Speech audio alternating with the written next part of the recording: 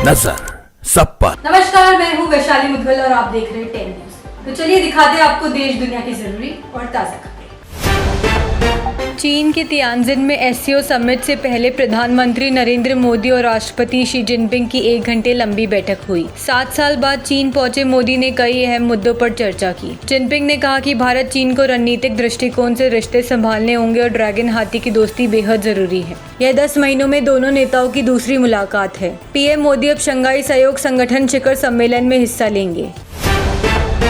चीन के तियानजिन में आज से शुरू हो रहे 2 दिवसीय एससीओ शिखर सम्मेलन पर पूरी दुनिया की नजर है। मंच पर पीएम नरेंद्र मोदी, राष्ट्रपति शी जिनपिंग और रूस के राष्ट्रपति पुतिन एक साथ होंगे। अमेरिका की टैरिफ नीति के कारण भारत अमेरिका रिश्तों में बढ़े तनाव के बीच ये सम्मेलन बेहद अहम माना जा रहा है। एससीओ सम्मेलन से पहले रूसी राष्ट्रपति व्लादिमीर पुतिन ने अमेरिका को कड़ा संदेश दिया। उन्होंने कहा कि भेदभावपूर्ण प्रतिबंध किसी भी हालत में स्वीकार्य नहीं है। पुतिन ने ब्रिक्स को मजबूत करने पर जोर दिया और कहा कि ऐसे प्रतिबंध देश की आर्थिक प्रगति रोकते हैं। वे चीन और अन्य देशों के साथ मिलकर वैश्विक संरचना को मजबूत करना चाहते हैं।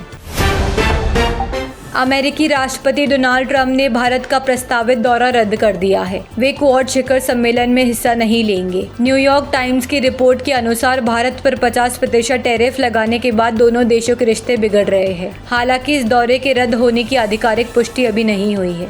यूक्रेन के सांसद एंड्री पारोवी की लवीव शहर में गोली मारकर हत्या कर दी गई। अज्ञात हमलावरों ने उन्हें गोलियों से छलनी कर मौके पर ही मार डाला। राष्ट्रपति जेलेंस्की ने इस हमले को बड़ी साजिश बताया और जांच के आदेश दिए। यूरोपीय संसद के अध्यक्ष ने भी दुख जताया। एंड्री 1990 से राजनीति में सक्रिय थे। प्रधानमंत्री नरेंद्र मोदी ने मन की बात में बाढ़ बारिश से प्रभावित परिवारों के प्रति संवेदना जताई। उन्होंने कहा कि हर पीड़ित का दर्द हमारा दर्द है। पीएम ने एनडीआरएफ, एसडीआरएफ और सेना की सराहना की, जिन्होंने ड्रोन, थर्मल कैमरे और स्निफर डॉग्स जैसी तकनीक से राहत बचाव कार्य किए। उन्होंने पुलवामा की उपलब्धियों का भी जिक्र किया। केंद्रीय मंत्री किरण रिजिजू ने विपक्ष पर हमला बोलते हुए कहा कि कुछ नेता चर्चा में रुचि नहीं रखते और केवल राजनीतिक ड्रामा कर रहे हैं। उन्होंने राहुल गांधी का नाम लिए बिना निशाना साधा। रिजिजू ने कहा कि इससे विपक्ष को नुकसान हो रहा है, जबकि सरकार के पास बहुमत है और उसे किसी प्रकार की चिंता नहीं।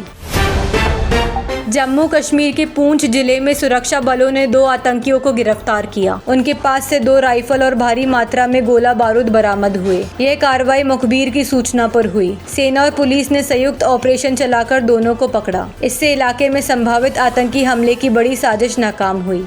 रक्षा सचिव आरके सिंह ने पुष्टि की कि सितंबर तक वायुसेना को 2 तेजस मार्क 1A विमान मिल जाएंगे। ये हथियारों से लैस होंगे। साथ ही सरकार ने 97 नए तेजस लड़ाकू विमान की खरीदी का फैसला किया है, जिसकी कीमत 67,000 करोड़ रुपए होगी। फिलहाल 38 तेजस वायुसेना में शामिल है। अमेरिका की टैरिफ नीति से पंजाब की इंडस्ट्री को करीब 30,000 करोड़ रुपए का नुकसान होगा। केवल कपड़ा उद्योग को ही 8,000 करोड़ का झटका लगा है। ऑर्डर रुकने से कारोबार प्रभावित और पाकिस्तान चीन को फायदा मिल रहा है। उद्योगपतियों ने केंद्र सरकार से तुरंत कदम उठाने की मांग की है। सुप्रीम कोर्ट के जस्टिस विक्रम नाथ ने कहा कि आवारा कुत्तों पर दिए फैसले ने उन्हें दुनिया भर में मशहूर कर दिया। केरल में एक कार्यक्रम के दौरान उन्होंने मुख्य न्यायाधीश गवई का धन्यवाद किया। उनकी बेंच ने पहले कुत्तों को एनसीआर से हटाने का आदेश दिया था, बाद में रियायत दी गई। लोगों से उन्हें सराहना मिल रही है। छत्तीसगढ़ के बस्तर में शिक्षा के लिए काम कर रहे कल्लू ताती की माओवादियों ने हत्या कर दी। गंगालूर क्षेत्र में अपहरण के बाद देर रात उनकी हत्या की गई। माओवादी लगातार शिक्षा से जुड़े युवाओं को निशाना बना रहे हैं। इस घटना से इलाके में दहशत फैल गई है और सुरक्षा एजेंसियों की चिंता बढ़ गई है। हरियाणा के नूह में अनुसूचित जाति का परिवार इस्लाम कबूल कर चर्चा में है। चेतराम अब इकराम और पत्नी रुखसार बन चुकी है। भाई का आरोप है कि लालच और दबाव से धर्मांतरण हुआ। हालांकि परिवार ने कोर्ट में बयान देकर कहा कि यह उनकी मर्जी से हुआ। हिंदू संगठन उन्हें वापस लाने की कोशिश कर रहे हैं। बिहार के बांका जिले के बोसी में दिन दहाड़े बदमाशों ने ज्वेलरी शॉप पर धावा बोल दिया। हथियारबंद अपराधियों ने कारोबारी नवीन भुवानियों पर गोलियां बरसाकर हत्या कर दी और लाखों की लूट कर फरार हो गए। घटना के बाद पूरे इलाके में दहशत है। पुलिस ने छापेमारी शुरू कर दी है। व्यापारी वर्ग आक्रोशित है। उत्तर प्रदेश के कानपुर में एक युवक ने पत्नी से फोन पर विवाद के बाद फांसी लगाकर खुदकुशी कर ली। मृतक विजय की शादी 1.5 महीने पहले हुई थी और पत्नी मायके में रह रही थी। विवाद के चलते वे तनाव में था। घटना के वक्त परिवार घर पर नहीं था। पुलिस ने शव पोस्टमार्टम भेजकर जांच शुरू कर दी है। भारी बारिश से पंजाब के 8 जिलों के 1000 से अधिक गांव डूब गए। रावी नदी का बांध टूटने से कई इलाके जलमग्न है। जम्मू कश्मीर में लैंडस्लाइड और बादल फटने से मौतें हुई। वैष्णो देवी की यात्रा रुकी है। हिमाचल की मणिमहेश यात्रा भी स्थगित है। उत्तर प्रदेश में गंगा कटान से बलिया के 24 मकान नदी में समा गए। भारत ऑस्ट्रेलिया क्रिकेट सीरीज को लेकर जबरदस्त उत्साह है। सीरीज शुरू होने से 50 दिन पहले ही सभी 8 स्टेडियम के भारतीय फैन जोन की टिकटें पूरी तरह बिक गई। क्रिकेट ऑस्ट्रेलिया ने जानकारी दी है कि रोहित शर्मा और विराट कोहली की वापसी का फैंस को बेसब्री से इंतजार है। यह सीरीज बेहद रोमांचक मानी जा रही है।